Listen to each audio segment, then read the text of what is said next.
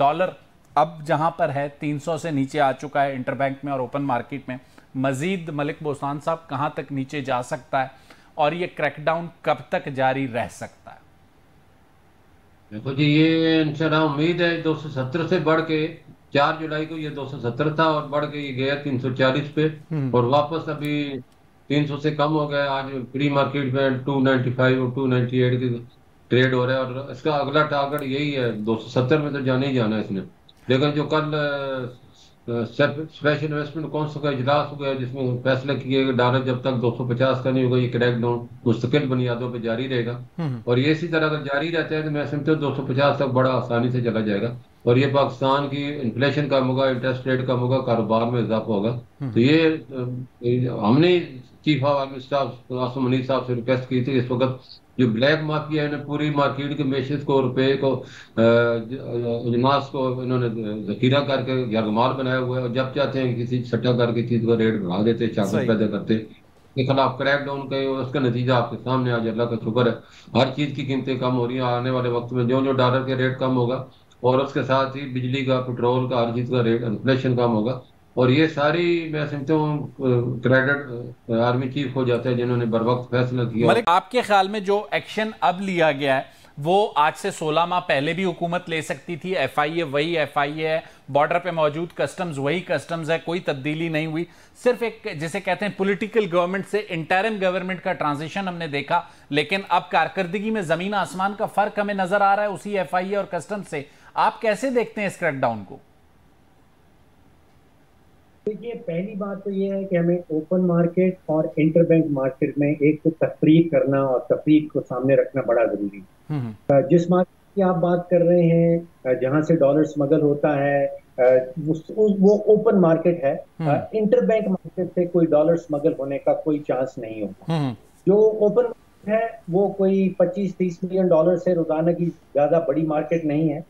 मुकाबला बहुत छोटी मार्केट है। जो मार्केट है वो लगभग 350-400 मिलियन डॉलर की रोजाना की मार्केट है। तो स्मगलिंग का इम्पैक्ट है या वो बेहतर होना क्रैकडाउन के नतीजे में वो सिर्फ ओपन मार्केट में होता है, उसका इंटरबैंक मार्केट से कोई ताल्लुक नहीं है। सही। दूसरी चीज है कि इकदामात और पॉलिसी इन दोनों में तफरीक करना जरूरी है। ये जो बात कर रहे हैं, जो स्मगलर्स के खिलाफ है एक्शन हो रहा है, जो मनी चेंजर्स के खिलाफ एक्शन हो रहा है, जो सट्टाबाजों के खिलाफ हो रहा है, ये इकदामात की जिनको हम कहते हैं एडमिनिस्ट्रेटिव मेजर्स। हाँ। इकदामात की एक लिमिट होती है। मुझे महसूस हो रहा है कि वो लिमिट अब हमने हिट कर दी है।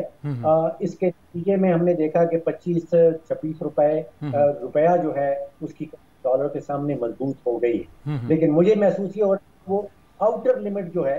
सर, आपके ख्याल में हमने अगर लिमिट हेड कर ली है एडमिनिस्ट्रेटिव प्रोसेस की, तो व्हाट्स पॉलिसी यू सजेस्ट? अब आ जाए पॉलिसी के ऊपर। ये सारे इकदाम थे। पॉलिसी का मतलब ये है कि हमारी जो एक्सपोर्ट्स हैं उनको किस तरह बढ़ाना, हमारी जो रेमिटेंस हैं उनमें इजाफा किस तरह करना है, और सरमायाकारी जो डॉलर की मद में आती है या डॉलर की शक्ल में आती है उसको किस तरह बढ़ाना है। वो तीन बड़े फैक्टर्स हैं जो इंटरबैंक में अपना रोल प्ले करते हैं और वो असल पॉलिसी है।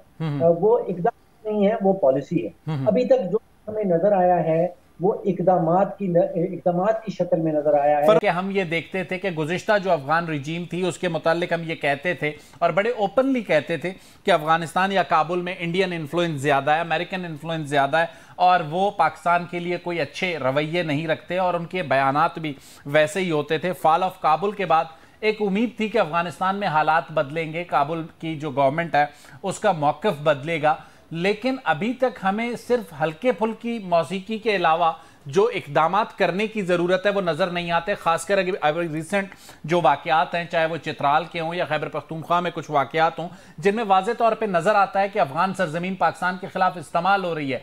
अफगान गवर्नमेंट सिर्फ एक बयान देकर अपना जान छुड़ा लेती है कि जी हमने हमारी सरजमीन इस्तेमाल नहीं हो रही, लेकिन हकायक तो उससे मुख्तलिफ है हमारे सामने।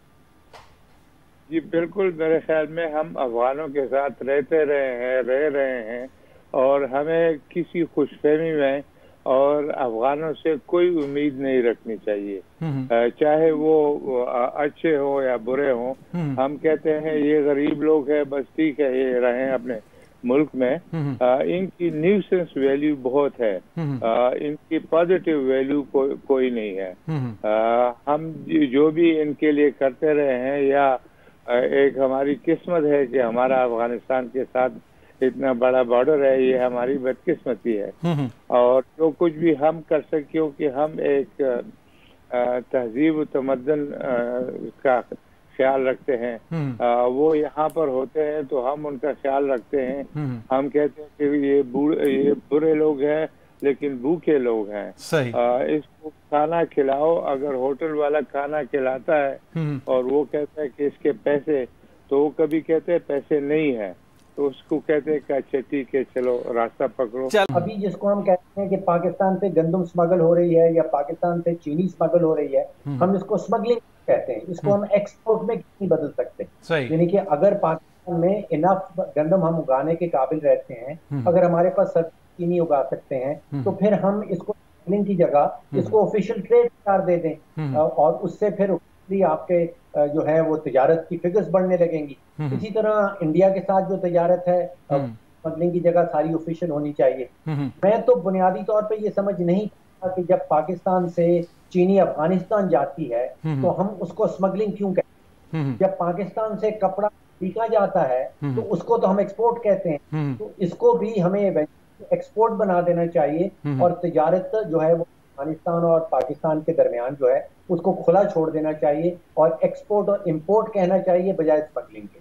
सुप्रीम कोर्ट का एक अहम फैसला, और जाने से पहले चाहेंगे कि वो फैसला आपके सामने रखें। सुप्रीम कोर्ट ने आर्मी एक्ट के तहत दी गई जो सजाएं हैं, जो बेनज़ीर भुट्टो की हुकूमत गिराने के बायस दी गई थी, और इस केस में कर्नल रिटायर्ड आज़ाद मिन्हास और कर्नल रिटायर्ड इनायतुल्लाह की जो सजाएं, उनकी बरतरफी की अपील खारिज की है।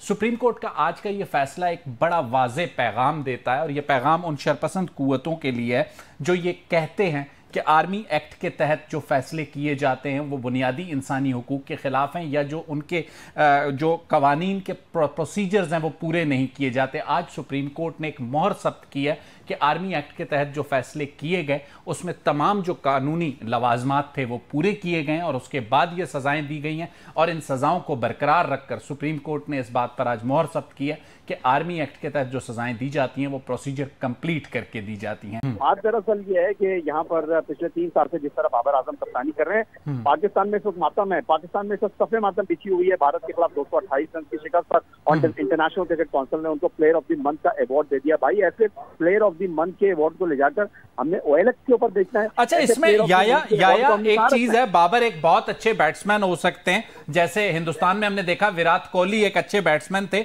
लेकिन अगर वो एक अच्छे कप्तान नहीं थे तो उन्हें टीम में रखा गया, कप्तान चेंज कर लिया गया। पाकिस्तान में क्यों ये ऐसे पॉसिबल नहीं हो सकता? आज दरअसल ये है शायद रिन साहब के ऐसे फैसले होते रहे हैं, और जब पानी पुलों के नीचे से गुजर जाता है तो उसके बाद फिर हम सोचने लगते हैं। बाबर आजम अच्छे बैट्समैन हैं, कोई शक व शुबे की गुंजाइश नहीं है, लेकिन जब आप उनको कप्तानी से निकालेंगे, उनका मोराल इतना नीचे कर देंगे, वो ड्रेसिंग रूम में अपनी जगह तलाश करने लगेंगे। बाबर आजम के सोचने लगेंगे कि यार हर कोई मेरे आगे खड़ा नहीं होता था, अब हर कोई मुझे जवाब दे रहा है। उनकी कारकर्दगी इससे मुतासिर होगी। बात दरअसल ये अच्छा क्रिकेटर अच्छा कप्तान नहीं हो सकता, अच्छा क्रिकेटर अच्छा कोच नहीं हो सकता। लेकिन याया आप जो बात कर रहे हैं उस सूरत में तो फिर वर्ल्ड कप तक बाबर ही कप्तान है। डॉक्टर साहब, आपके ख्याल में फिर कप्तानी इसी तरह वर्ल्ड कप तक चलेगी? नहीं हटाना चाहिए, बिल्कुल इनको कप्तान रखना चाहिए। 3 साल में जो इन्होंने बोया है इन्हीं को काटने दें। आप किसी और को फसल काटने के लिए क्यों बुला रहे हैं? क्यों उसके कंधों पर आप ये सारा मलबा डाल रहे हैं?